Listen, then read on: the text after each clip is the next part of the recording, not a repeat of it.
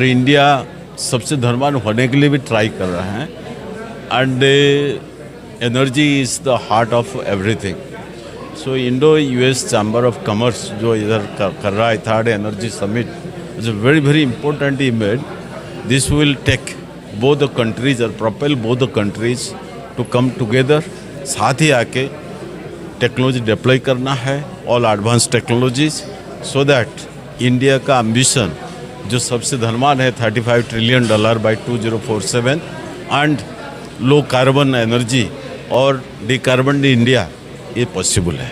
क्या लगता है 25 ईयर्स अब देखें इंडिपेंडेंस का बाद अभी तक, और growth is very small because अभी हमारा इकोनॉमी 4 ट्रिलियन तक है, हमको 35 ट्रिलियन पहुंचना है। दैट मीन्स ऑलमोस्ट 8-9 गुना बढ़ना। विशेष बात यह है, ये तो ज़रूर सामने आया कि ये एटॉमिक एनर्जी अमेंडमेंट एक्ट और civil liability nuclear damage act, इनको अमेंड करने में और देरी नहीं लगना चाहिए।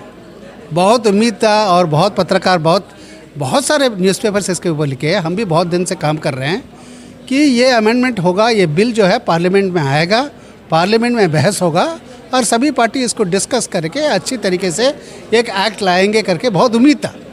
ये अचानक मतलब कि कैसे मतलब कि ये डिले हो गया, इसका मतलब कि कोई रीज़न बाहर नहीं आ रहा है। एक ही उम्मीद हम लोग रखे हुए हैं कि जो इंडिपेंडेंस डे के दिन प्रधानमंत्री जी अपने रेड फोर्ट से जो भाषण दिए हैं उसमें खास करके बोले हैं न्यूक्लियर पावर को हम प्राइवेट सेक्टर में लाना है और उसके बिना मतलब न्यूक्लियर पावर इंडिया में जितने गति से बढ़ना चाहिए उतने गति से नहीं बढ़ेगा। आज परमाणु ऊर्जा पे काफ़ी विचार विमर्श हुआ और हमारे हिसाब से परमाणु ऊर्जा एक बहुत ही इम्पोर्टेंट सोर्स है भारत की ऊर्जा के लिए। ये मैं थोड़ा इंग्लिश में बोलूँगा कि एनर्जी ट्रांजिशन की बात होती है इंडिया में एनर्जी ट्रांजिशन नहीं चाहिए, एनर्जी जनरेशन चाहिए, बिकॉज हमारा डिमांड ही इतना ज़्यादा है। ये बहुत ही महत्वपूर्ण हिस्सा होगा उसका। हमें ये इंश्योर कराना है कि जो भी हम न्यूक्लियर पावर लगाएं उसमें हम लेटेस्ट टेक्नोलॉजी यूज़ करें। आज जो हमारा न्यूक्लियर पावर टेक्नोलॉजी यूज़ होता है वो करीब 1960-70 के दशक में हमने यूज़ किया था। उसके बाद second generation, third generation, fourth generation nuclear technology आ चुका है, वो हमें यूज़ करना चाहिए।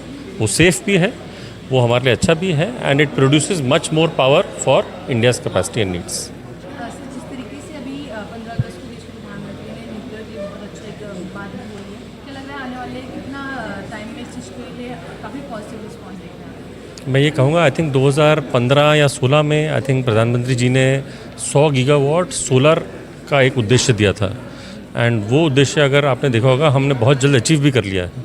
सिमिलरली इस बजट में वहाँ से स्टार्ट हुआ था, प्रधानमंत्री जी और फाइनेंस मिनिस्टर ने 100 गीगावाट न्यूक्लियर का सेम टारगेट हमें दिया गया है। आई थिंक वो हमें हमारी जो सरकारी कंपनी है न्यूक्लियर पावर कॉरपोरेशन प्लस जो प्राइवेट कंपनीज़ हैं उन दोनों को मिल के अचीव करना है एंड मेरे को पूरा विश्वास है कि हम उसको बहुत जल्दी अचीव कर पाएंगे। यही होना चाहिए कि हमारा टारगेट है कि 2047 तक विकसित भारत हो